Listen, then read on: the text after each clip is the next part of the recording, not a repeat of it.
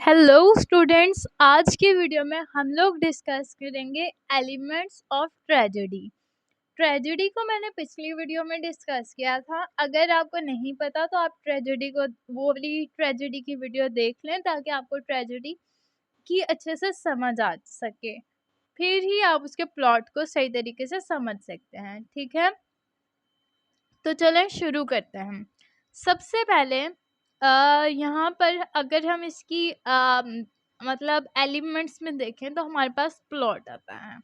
ठीक है, यहाँ पर हमने उसकी डेफिनेशन और एरिस्टोटल की डेफिनेशन हम पिछले में पढ़ चुके हैं। He asserts that any tragedy can be divided into 6 constituent parts.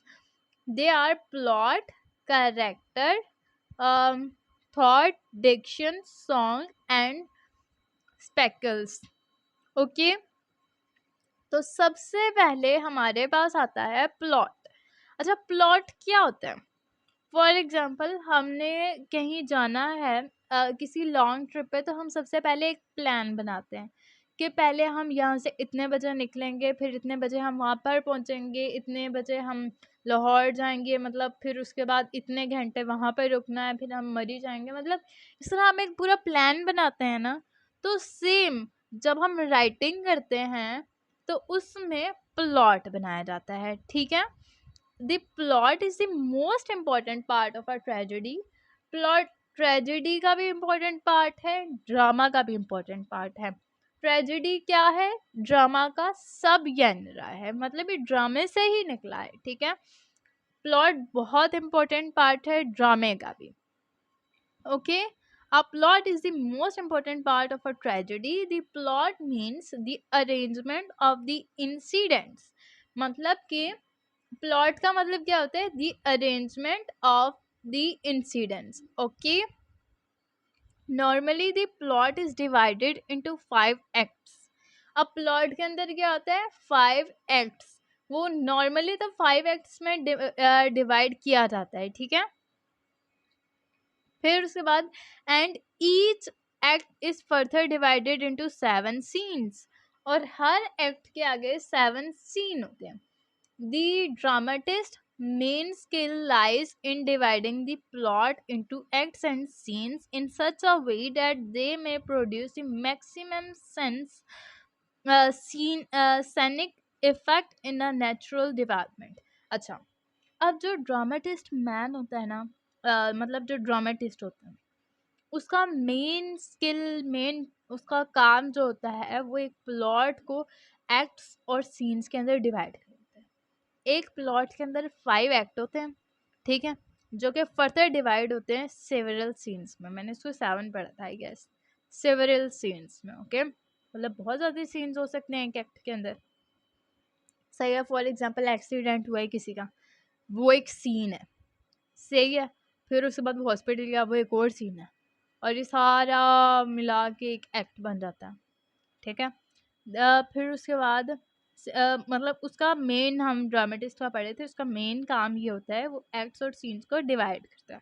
ठीक है, और उनको ऐसे डिवाइड करता है कि जब वो एक के बाद एक प्ले हों तो वो एक सेंस बनाए। जैसे ड्रामे के अंदर अलग अलग सीन्स आ रहे होते हैं ना, कि एक नाराज होके जा रहा है, इतने में दूसरा आ रहा है, वो एक उधर से पानी भर रहा है, वो गिरा रहा होता है, फिर ये तीसरा होता है, वो स्लिप हो जाता है। मतलब ये अलग अलग सीन है, लेकिन जब वो सारे मिलते हैं तो वो एक सेंस बना देते हैं, एक सेंस बना देते हैं ना, सनिक इफेक्ट बना देते हैं। तो इस जो कि हमें नेचुरल लगता है, हाँ हकीकत में भी यही है। ठीक है, मतलब हकीकत से हट के भी नहीं होता है इतना। ठीक है, तो उसको क्या बोलते हैं? वो मेन काम किसका होता है? ड्रामेटिस्ट का। ठीक है, नेक्स्ट हम चलते हैं। Aristotle points out one can not have a tragedy without action. अच्छा, एरिस्टोटल कहता है कोई ट्रेजेडी एक्शन के बगैर नहीं हो सकती। मतलब ट्रेजेडी अगर हम बना रहे हैं, ट्रेजेडी ड्रामा है, ट्रेजेडी प्लॉट है, कुछ भी है, तो उसमें एक्शन जो है ना, एक्शन उसका मेन कंपोनेंट है। उसके बगैर ट्रेजेडी ट्रेजेडी होती नहीं है। ये कौन कहता है? Aristotle. Okay, but tragedy without character study is quite feasible। Okay, लेकिन वो कहते हैं कोई ऐसी ट्रेजेडी जिसके अंदर कोई करेक्टर ही ना हो, करेक्टर स्टडी मतलब उसमें ना हो, तो वो तो बकवास है। A tragedy must be based on a certain structure of events and incidents to which specific action of the given characters contribute.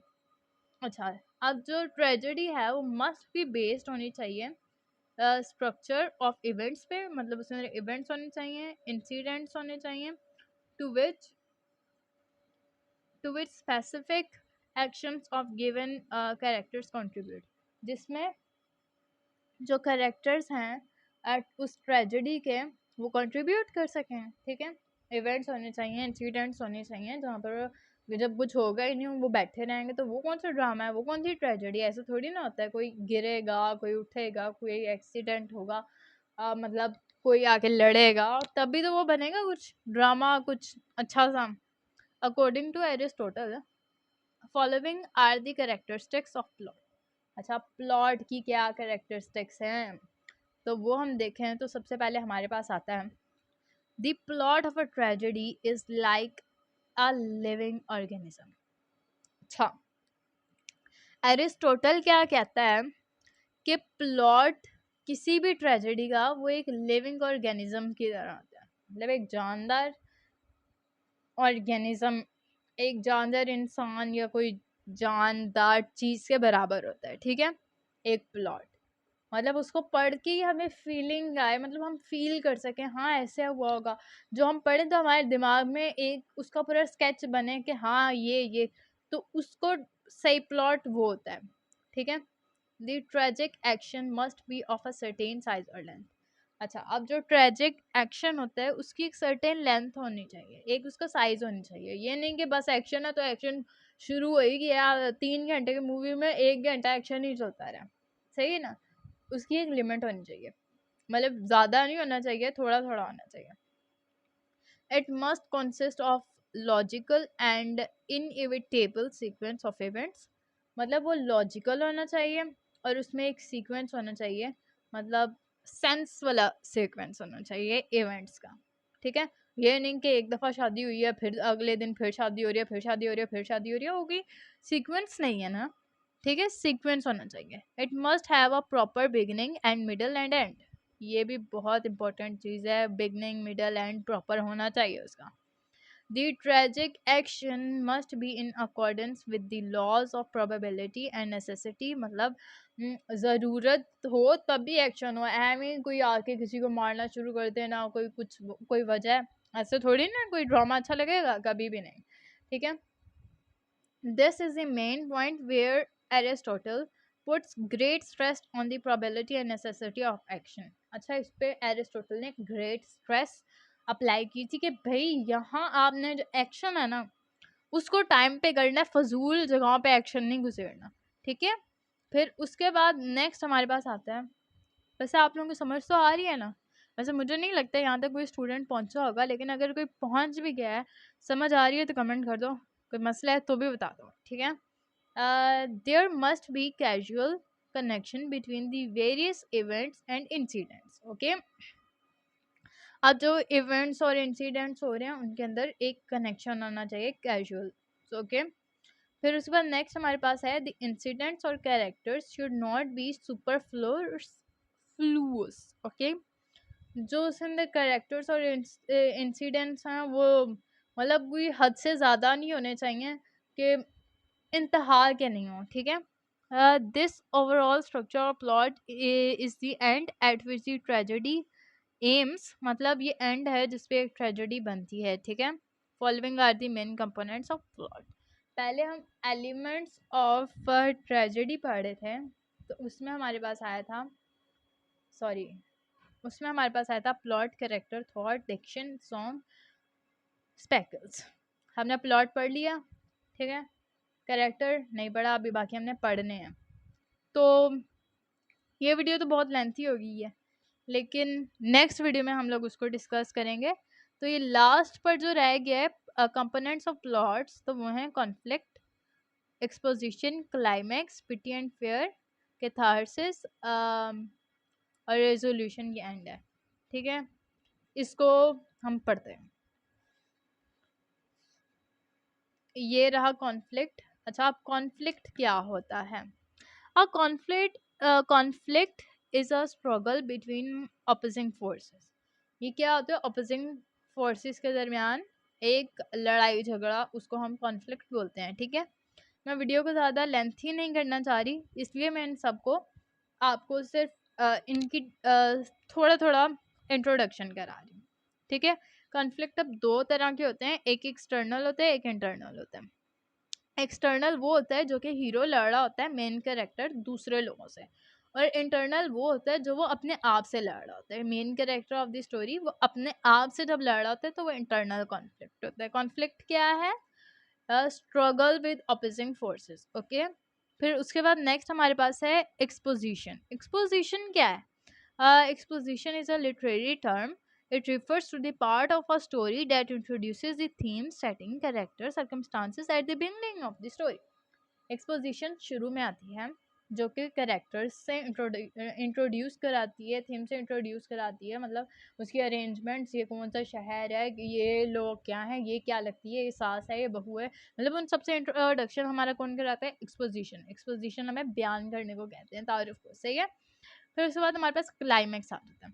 Climax turning point होता है, जैसे कि एक एक्सपोजिशन में उन्होंने इंट्रोडक्शन दिया, एक बड़ा अच्छा घराना था, और क्लाइमैक्स में वो ये दिखा देंगे कि उनके घर में किसी ने ना आके उनके घर के किसी फर्द को गोली मार दी है, बदले की आग में। तो वो चेंजिंग पॉइंट आया, टर्निंग पॉइंट आया, वो क्या है? क्लाइमैक्स। नेक्स्ट हमारे पास आता है पिटी एंड फेयर। अब हीरो जो है, क्लाइमैक्स हो गया, अब हीरो को तो गुस्सा चढ़ गया, वो तो अब लड़ने के लिए आ गया, तो वो पिटी एंड फेयर की एक आती है, मतलब कंडीशन आती है। The hero has tragic flaws और errors which ultimately put him into trouble. It creates the feeling of pity and fear. अच्छा, अब जो हीरो है उसके अंदर तो अब उसके घर में किसी को गोली मार दी है, तो उसके अंदर तो जब कोई चेंजेस आएंगे ना, तो वो उठ खड़ा होगा। जब वो उठ खड़ा होगा तो वो कुछ करना चाहेगा, लेकिन वो पीटी एंड फेयर की जब एक सिचुएशन आ जाती है ना, मतलब तो उसको क्या, वो होगी पिटी एंड फेयर। ऐसी भी सिचुएशंस अक्सर मूवीज़ में आती हैं, कभी फिल्म देखना तो ये सारी चीज़ें नोटिस ज़रूर करना। नेक्स्ट हमारे पास है कैथारसिस। कैथारसिस किसको बोलते हैं?